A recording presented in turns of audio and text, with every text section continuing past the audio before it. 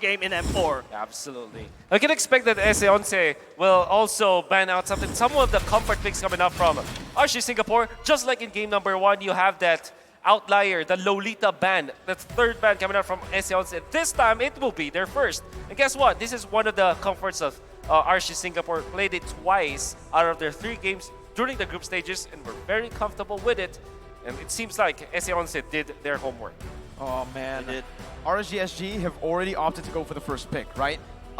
So far in M4, it does feel like first pick has had just a much better win rate, better games overall, even though, again, usually, well, previous patches have actually been very advantageous for the second pick, right? Because you get the last pick in the first phase and the first pick in the second. I think the best part about, being second pick is that you get to pick 2 prior picks, right? You trade away 1 prior pick away to the opponent, and then you take 2. Whereas right now, there's so many good first picks, like the Blue, for example, which already got banned. There's also that Eve that is wide open for RSG to take over the side of 505.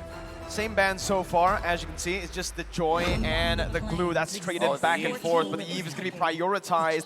This is what I expected in game 1. I expected the first pick to just go for the Eve because of how oppressive she is in lane to poke and even initiating. You're so good now with the changes being made to the real world manipulation where you can't be cancelled by any CC except for the suppression.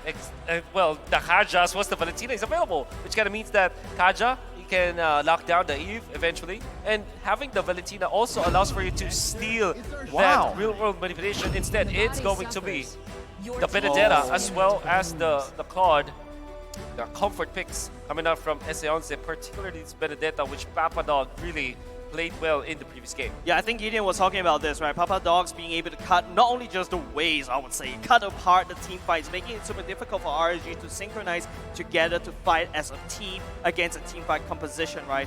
S11, on the other hand, I would have thought that they went for the Yuzhong because, you got an enemy Eve on the other side. I think that is a no-brainer over there, but I think that could be disadvantageous over the side of RSG as well. Diablo very comfortable on this Benedetta too. He would not be able to get his hands on it.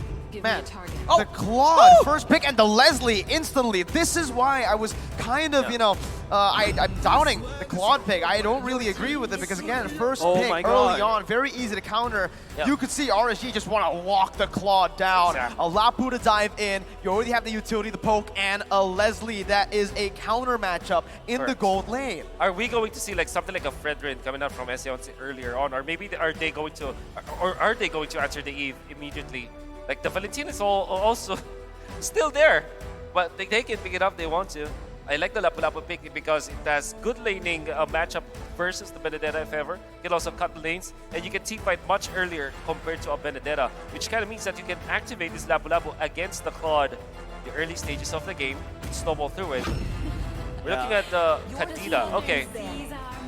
So what they wanted to do is really just to burst down the members of RSG Singapore, utilizing the rough waves against the Eve. You might not take out you might not cancel the real manipulation, but you can take down the Eve. Yeah, I agree with you, right? I was thinking about, the Valentina would be good right here. You want to fight fire with fire, you want to fight water with water, right? You want to fight real world manipulation with real world manipulation. Create that Venn diagram in the middle of a team fight, and then no one stays around. But however, S11 prefers to fight with water instead. Kadita to try to find the burst, and it's very flexible. Not only just you can find the burst on top of that Eve, you can also find a burst on top of that Leslie as well if you can catch her. It's such a smart move, honestly, now looking at it, right? I was, questioning the Claude pick early on. First pick, by the way. We haven't seen that in a long time, especially not in M4. But with the Claude pick, it did actually bait out the Leslie. That's also very vulnerable to the dive that right now S11 have drafted for, have, gone for. You can see the Kadita, the Benedetta. Leslie's not going to have a good time, right?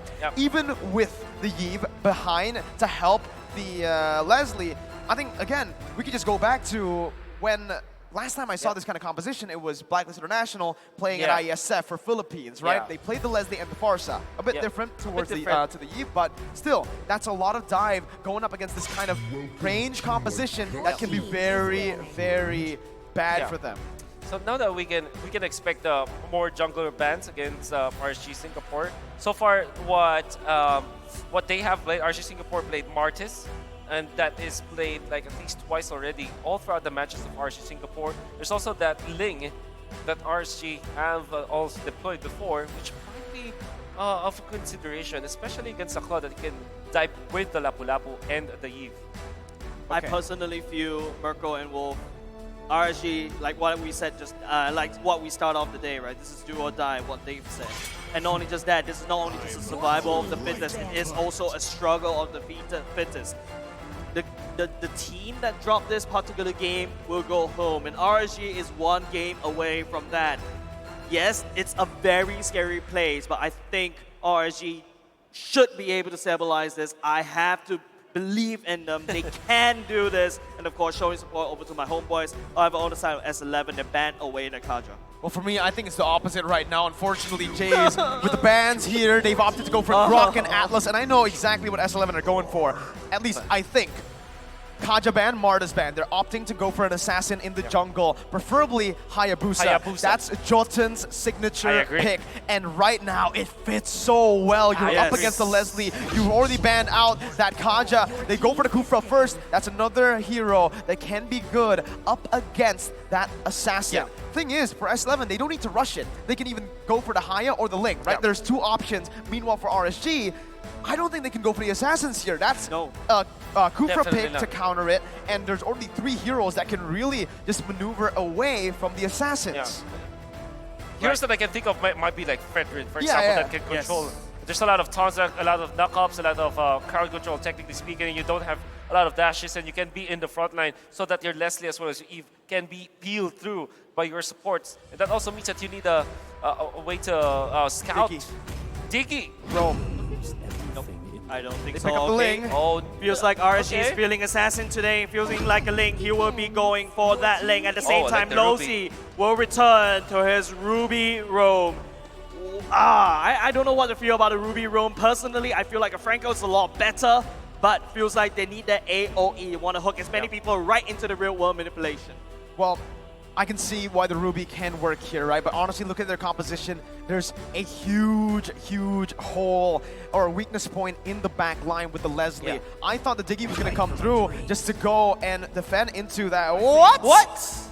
Wait, it's not a Hayabusa, it's a Paquito here up against RSG. It feels like with the Paquito pick, they feel they already have enough backline threats towards RSG, so they pick up a Paquito. They can do a bit of both. But in the jungle, we haven't seen. Is this the first time a Paquito has been picked? Yeah, I think so. I think this is the second time. This is the second time. The first time was picked by Blacklist yesterday. In the jungle? No, it's not in the jungle. In the XP lane. Exactly. But this time around, it will be going into the jungle. Paquito getting nerfed out of existence because of meta, but... Are we even sure that this will be a jungle Paquito? It looks like it. There you go. Well, it is. Right now, we can see it's Jotun.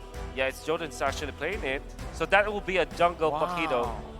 Okay, so what they wanted to do is to really get into the backline. So you have a one-hit combo, if that thing exists.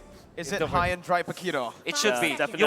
You wanna eliminate the Leslie as soon as possible. You have your ways to close the gap, and you have a one-shot combo with your ultimate to take out the Leslie. And that also means that you can also dive with Papa Dog. So there's a lot of dive coming out from the side of S11. They don't have much peel for their Claude, but even the Claude, if you think about it, even the Claude is also a dive kind of hero. So it's all about dive for S11. Yep, it's all about dive, but ladies and gentlemen, oh my god, Erwin! This is not a good start for RSG! No. It's a horrible start for RSG. Bray did not use the Retribution, and he has the killing spree. So this is going to be S11 who's going to be able to actually control the jungle for a bit early on. Erwin with the purple buff, they're going to be able to dictate the early game. For sure. And definitely, the turtle is going to be in favor of S11 unless they die multiple times. But knowing that there will be a level disadvantage for the Ling means that you forfeit the first 2 minutes of the game. If you are the side of RSG, this is really hard to watch. And not only just that, Jotun is on that high and dry. You notice Paquito, find your back line, he's gonna hurt like a truck.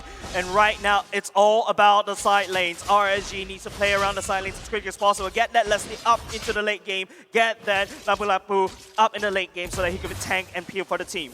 Oh man, again, you know, you can already see the mid control here. The wave clear from S11 is going to be Bray. very good, and you can see already Bray. that's going to be No, Bray. Erwin's Erwin finds it! He catches him while he was jumping on the wall. Erwin has a personal issue with Bray, and that's first blood over to S11.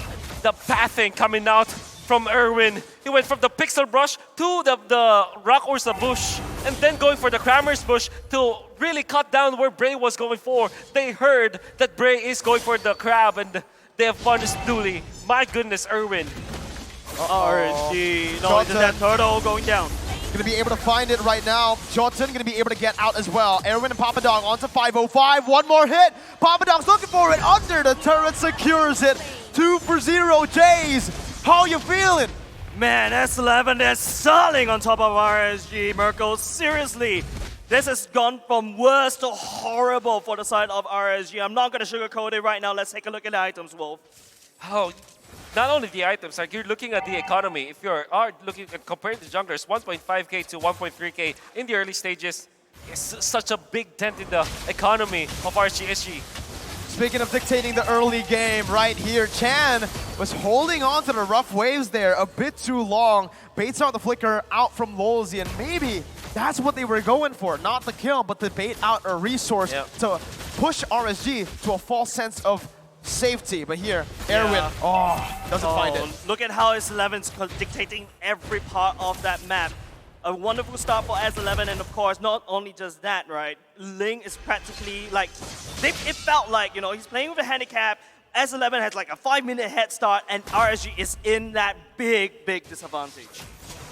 1.2k at 3 minutes is really bad. Lolzy gonna be caught. He is still going to be able to get out though. Maneuvers out of the breath of the ocean as well. S11 with a 1.3k gold lead right now.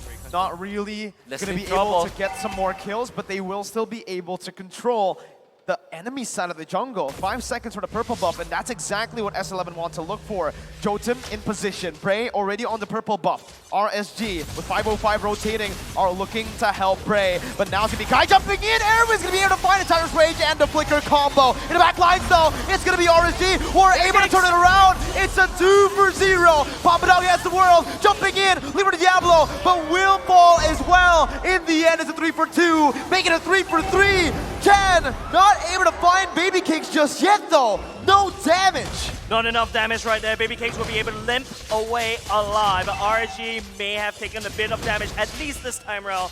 Bray does have that purple buff and will be going over to that turtle. So that is one way of RSG to climb this back. However, S11 though, they've got Super Omega Burst already in the mid parts of the game. Good idea coming out from S11 to invade the purple buff, but bad execution because RSG were prepared for it and they went in too deep. S11 just really dove against RSG, duly punished by 505 with the ultimate. They were really under the strongest point for RSG Singapore. Even after the big disadvantage when it comes to economy, you don't dive like that, and already, S11, this is a massive blunder. RSG going back into gear number 1. They need to slow it down, but they need to go hard. But Chan finding 505. Not going to be able to find the kill just yet here. You can see for the M4 stats, win rate of first pick, 59.26%. That's pretty massive, right? And here, everyone's going to be able to actually find the Tyrant's Revenge and the Rage onto Lolzy. He was able to flicker out, but Jotun's right there with a knockout strike.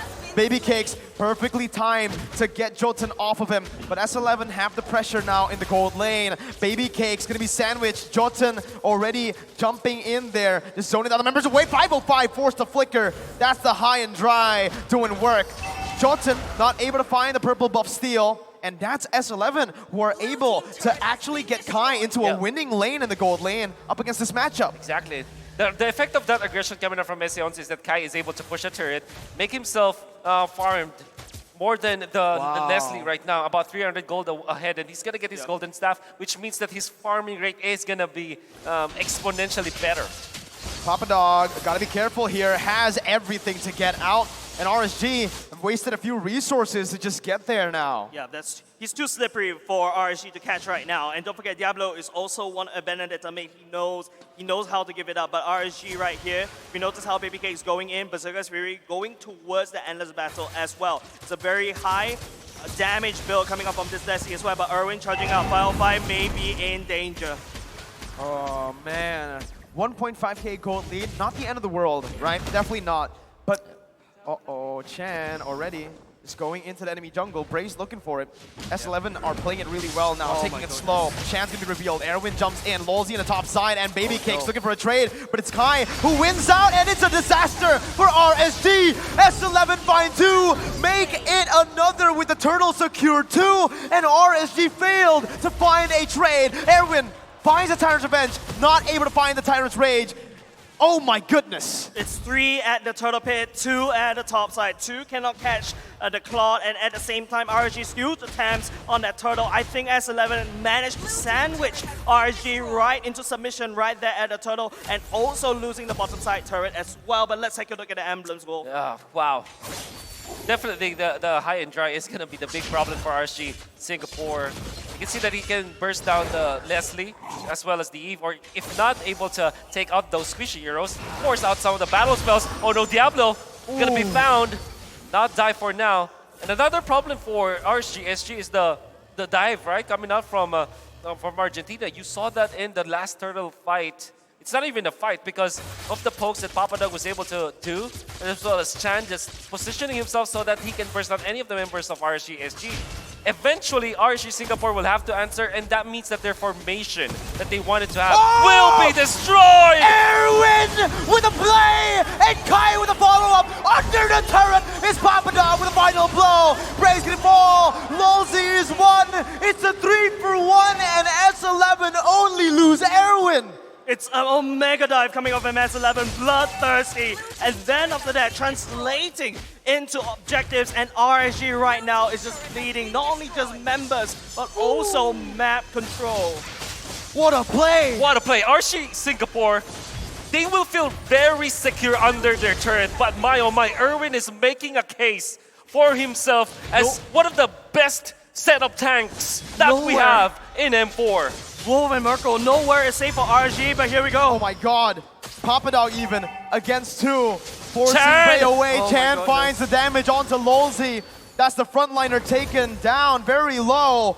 He has to recall, and you could see the map control is gone. Absolutely gone for RSG. S11 has full map control. This is their map. This is hit their side of Land of Dawn, and that translates over to Lords. Multiple objectives as well. Bray and Papadog going at it again. RSG cannot even catch him at all. Erwin's feeling it. Erwin's feeling it, as well as Chan. Look at him. 2-0 with this Kadita. Positioned already very aggressively, because he knows that there could be a follow-up. Anytime he makes the jump, we'll miss it for now. Kai gonna be able to get that blazing duet down. Ankara Kai, Diablo so low. Forced to use the Bravest Fighter defensively to get out. S11 are right now styling on RSG. Yep. This is bad. 505 already committed the room of manipulation. This will be a turret push coming out from Argentina. Because of that Kai aggression, a big ultimate was down for RSG. Look at Erwin! Erwin finds the revenge and the rage onto Lolzy. He's going to be taken very low, flickering out. Erwin now caught in the enemy base. Bray's going to be able to jump in, but that's going to be Erwin who flickers out. Once again, is Chan jumping in, zone the other black line away. Papadog with the final blow, getting back to safety. S11 unable to crack the base just yet. They're trying to defend. RSG literally throwing every single utility, every single thing, every single ultimate they have in their pockets just to delay that push, but that is not the real push, because the real push is this Lord that's marching top side menacingly against RSG. Let's see. The Lord is already munching on the top lane base turret. S11 not really going to go for anything too crazy here, knowing they still have an 8,000 gold lead. They decide to back off, play it defensively and disciplinedly. Now they wait. Oh my, never mind. No, they won't. No, they won't. Erwin finds another jump. And Bray is also asking that question. How is it that Erwin is always able to find these openings, and Bray bites the dust 4 deaths for the Ling? It's really tough for RSG. Bray has no access to the purple buff at all, and Bray has no access to the jungle at all. The gold lead is going to gap even further as well. Lolzy unable to land down on that. I'm offended, and Kai going to backline. Kai melting down the back Oh line. my Fighting with the rough goodness! waves. Chan is going to be able to jump in onto Baby Cakes, finding another. No way! RSG have lost their back line, their high ground defense. Jotun with a Diablo. knockout strike, still able to actually get out before Bray jumps in, but the shielding comes in. Bray's gonna be taken low, and that's gonna be the Tyrant's revenge to lock him down. The I'm Offended's appeal is not gonna be enough as S11 march forward once again. It's a 3-for-2. They've cracked the top and bot base turrets open, and they're looking for the mid lane. Diablo jumping in with Bravest Fighter, but he does not have enough tankiness. Lolzy melted down, flickering out. Diablo getting out as well. S11 back off, but RSG have lost 2 base turrets. That's really tough to watch. RSG right there, literally throwing every single thing, even a flicker, just to get out dodged. It was Diablo buying for time for BBK to come back online just in time to try to push this off. But then again, a nightmare is going to get even worse because the Lord has spawned and RSG cannot afford to challenge this Lord. You can see that Chan is really styling on RSG Singapore, going in with Kai. And even his ultimate, the Rathways, was able to catch one more additional member of RSG. That's why they eventually got the double kill. And now the conceal play, Erwin and Chan. Papa Dog as well, buying so much time for a seed. Oh no, they got Baby Cakes! Baby Cakes.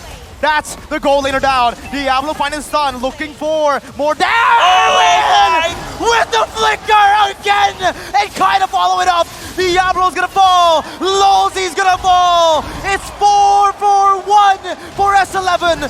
Bray finally finding one, but S11 have wiped out the Singaporean champions. Just waiting for the Enhanced Lord to march down. 14 seconds on 5:05. 5 seconds on Baby Cakes. The mini wave spawning once again. S11 just need to get rid of the mini waves right now, and it is all over. RSG have been knocked out of M4 by S11 Gaming. S11 Gaming, the Argentina fans, surprise every single one in M4, and they show that they are not a team to be looked down upon. Sasageo, bro. Sasageo. Erwin for the win, man. What was that? You saw it from the start. He stole a purple buff. In the mid lane, he landed a wonderful Tyrant's Revenge. And in the last moment, with Chan, they are able to find Baby Cakes, and then the Flicker ultimate just to lock down Bray in the end. They are styling on RSG. Really deserving of this victory. Merkel, Wolf, that was the longest Lord March that ever happened in MLBB history. It's like, you know for certain that is it. And RSG was unable to defend their slot. And there you go on stage, a valiant fight. Don't forget, it is also Baby Cakes and Coach Dolly that's not on stage as well. Shout out to them as well. But S11 Gaming, thriving in the lower brackets. They will be going up against Falcon in the next bracket. Give it up for S11 Gaming. Another dark horse in the mix. Outstanding performance by the man you see on screen. It's Erwin leading the pack to victory. The stealer of purple buffs, the bane of lanes, this bouncing ball, this Kufra, it's just something that is really hard to deal with. All the plays that they made between like Chan, Jun Erwin, even Kai, aggressively going up against RSG Singapore, disrupting their tempo. They talked about how the Singaporean squad is based on team fights, on their formation around these big turtle fights, these big objectives. Argentina just did not let that happen. With that said, ladies and gentlemen, to break down the games, what exactly went right? And Gideon, felicidades, S11. They're moving on up through the next round in the lower bracket. This right here is Assassin Dave. That's Gideon and at your service. My name is Leo. Let's go ahead and break down game number 2 and of course, the decider for this best of 3. Could have sworn that RSG may have found a way to come back because again, there were some signature picks in the draft, but let's start there. What exactly went down here? How did S11 just sweep the competition? Look, I think it all started in the draft that we got that hope, that extra bit of glimmer coming in from RSG to turn it around. I thought that the draft was looking so very good, but S11, they had some incredible foresight in the game itself despite their draft. Yeah, and S11 really opened up. We saw the Kufra pick, we saw the counter pick, Keto in the jungle, knowing that you have the lane.